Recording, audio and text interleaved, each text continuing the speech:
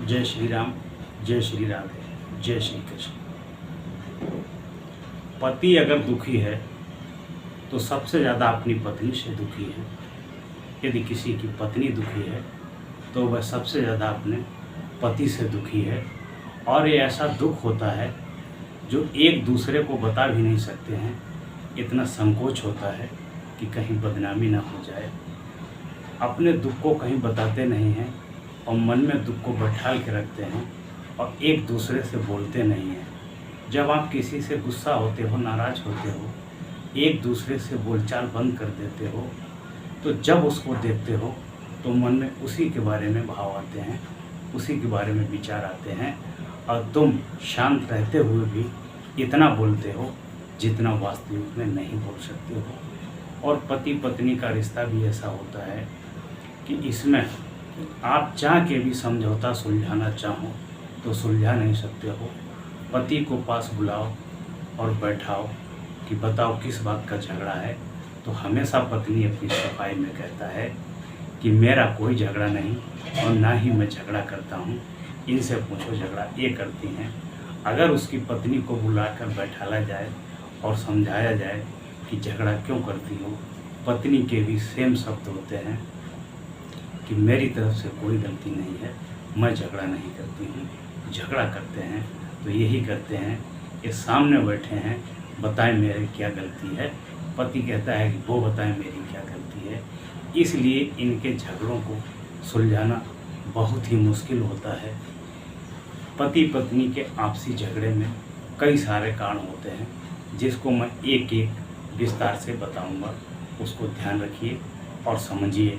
अगर इन कारणों से आप बच जाएंगे तो आपके पति पत्नी के रिश्ते में मधुरता आएगी, आपका आपस का परस्पर का प्रेम बढ़ेगा, आपका दायित्व, आपका दाम्पत्य जीवन मधुर बनेगा, आनंदमय बनेगा। कृपया इन चीज़ों से सावधान रहें जिनका मैं व्याख्यान करने जा रहा हूँ। पति पत्नी के झगड़ों में महत्वपूर्ण भूमिका निभाते हैं और इन गलतियों को कदापि ना करें। पति पत्नी का जब विवाह होता है तो दोनों देव स्वरूप लगते हैं। पति को देखो तो इतना सीधा, इतना मासूम, इतना भोला, जैसे लगता है कि अयोध्या से पुरुषोत्तम राम आए हों। और पत्नी को देखो तो इतनी सुंदर, इतनी सुशील लगती है कि जैसे देवी सती सावित्री सीता आई हों। और 6 महीने बाद, 1 साल बाद, किसी का 2 साल बाद ऐसा व्यवहार हो जाता है। पति का रूप रावण जैसा लगता है और पत्नी का रूप शूर्पणखा जैसा लगता है। न जाने कहाँ कहाँ क्या क्या करके दुराचार, अन्यचार, व्यभिचार के गड्ढों में गिराएगी। इस बात को लेके पति पत्नी में हमेशा आपस में टकराव रहता है और मनमुटाव रहता है। जब मनमुटाव और टकराव होने लगता है तो प्रेम में दूरियां बढ़ने लगती हैं और धीरे धीरे रिश्ते में झोल आनी शुरू हो जाती है और रिश्ता टूटने की स्थिति में आ जाता है। रिश्ते में खटास, रिश्ते में झुकाव, रिश्ते में झोल आने के मैं आपको कई कारणों को विस्तृत व्याख्यान करूंगा, उनको समझाऊंगा। यदि इस तरह की आप गलती करते हैं तो कृपया ना करें। आपके जीवन में, आपके दाम्पत्य जीवन में, आपके वैवाहिक जीवन में खुश और आनंद बरसेगा। पति पत्नी के झगड़े का प्रमुख कारण ये भी होता है कि उस परिवार की या उस पति की आमदनी खर्चों से अधिक हो, उसके खर्चे उसकी आमदनी में भरपाई ना हो पाए, उसके खर्चे ठीक ठाक ना चल पाए, उसकी दाल रोटी सब्जी चलने में भी दिक्कत हो। ऐसे घरों में पति पत्नी के झगड़े होना स्वाभाविक है, क्योंकि इस महंगाई में पति इतना निकम्मा है, आलसी है, मक्कार है, कामचोर है, घर में पड़ा रहता है, कुछ करना नहीं जानता, कुछ कमाना नहीं जानता। ऐसे में घर में कले कलेश पैदा होता है और कभी कभार पत्नी भी यह कह देती है कि इससे तो अच्छा हम विधवा ही अच्छे हैं, जो मर जाता तो अच्छा है। पति का कोई सुख नहीं मिल रहा है, बच्चों को कोई सुख सुविधा नहीं मिल रही है, ऐसे पति का क्या करना।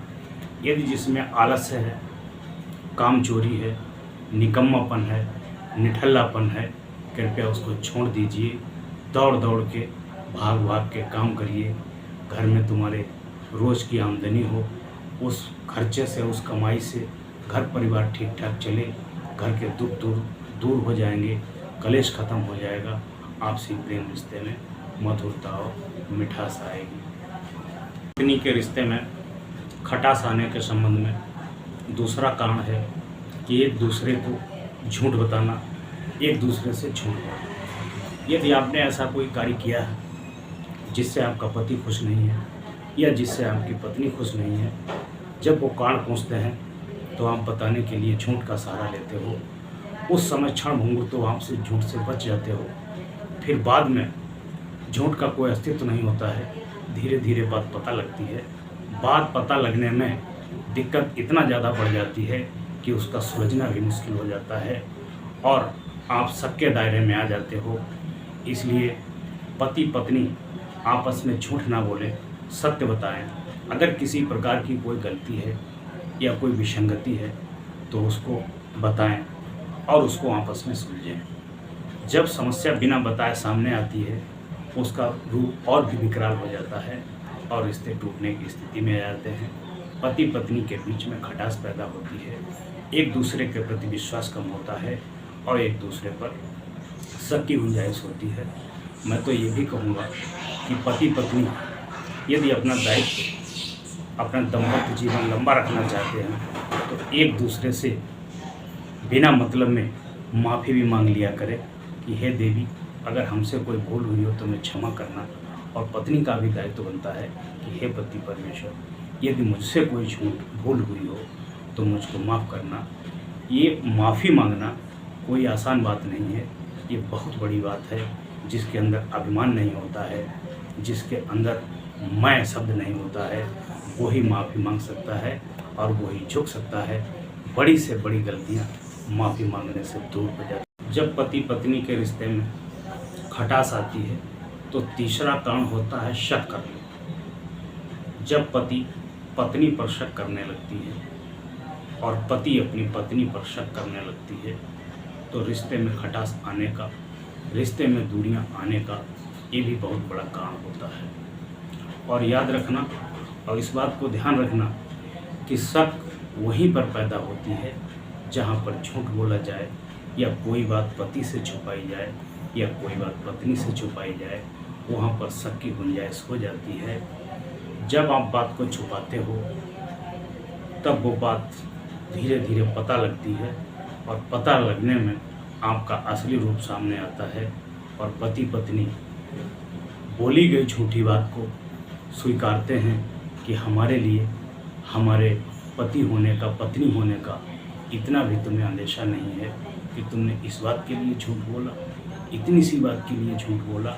वो बात जब सामने आती है तो उसमें आपसी प्रेम विश्वास कम होने लगता है और पति पत्नी रिश्ते शक में बदलते हैं और जहाँ शक पैदा हो जाता है वहाँ धीरे धीरे प्रेम खत्म होने लगता है। इसलिए शक की गुंजाइश किसी भी स्थिति में नहीं आना चाहिए। पति पत्नी को एक दूसरे से स्पष्ट होकर सच बताना चाहिए और बिना मतलब में, बिना वजह किसी पे शक भी नहीं करना चाहिए। दूसरा कारण होता है पति पत्नी का परस्पर का प्रेम।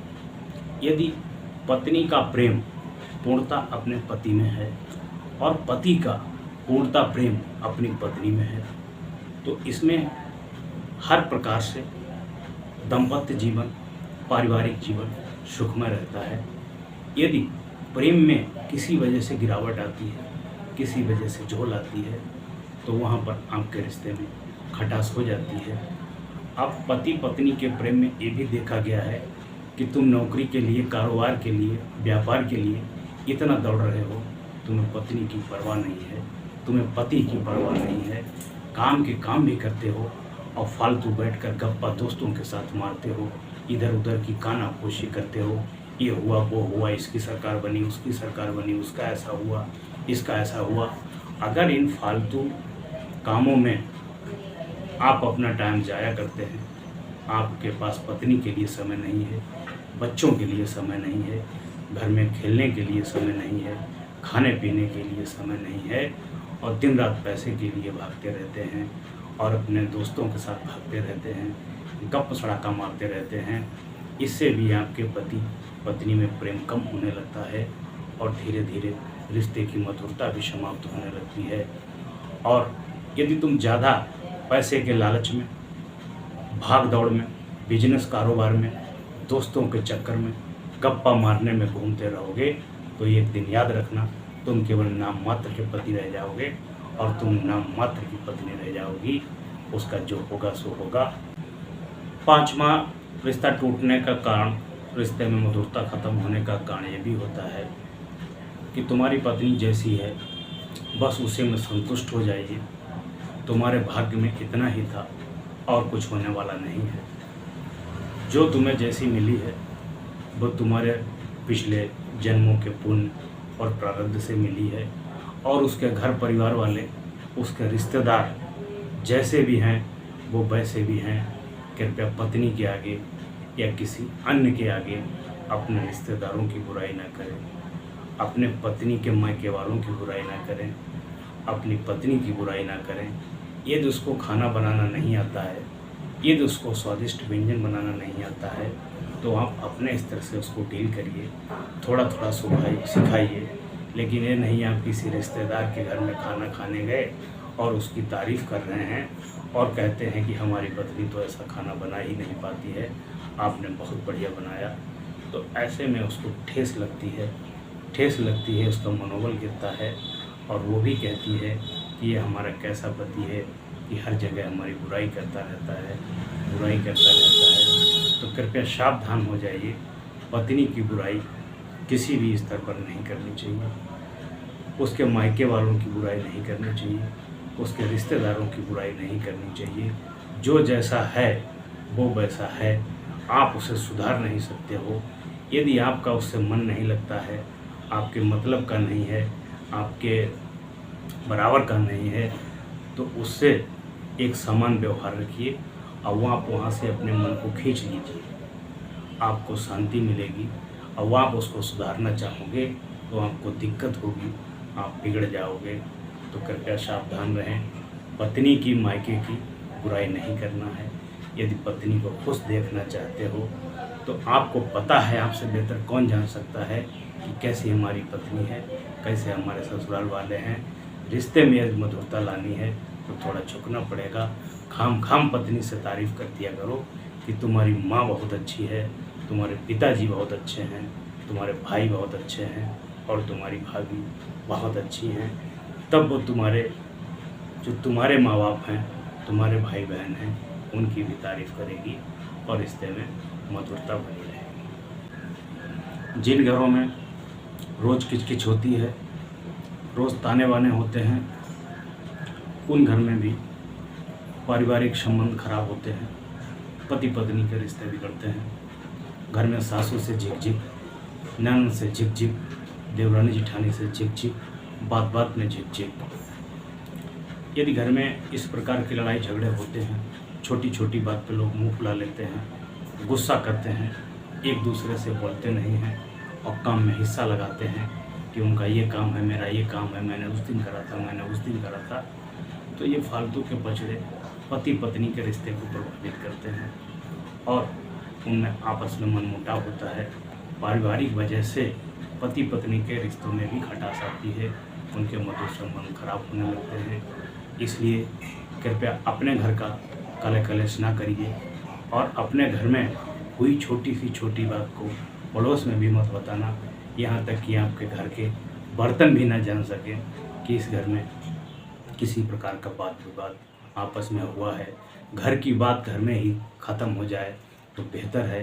यदि घर की बात घर से बाहर जाती है तो रिश्ते बनने की जगह और भी बिगड़ने लगते हैं। पति पत्नी दोनों घर के मुखिया होते हैं और दोनों का समान अधिकार होता है।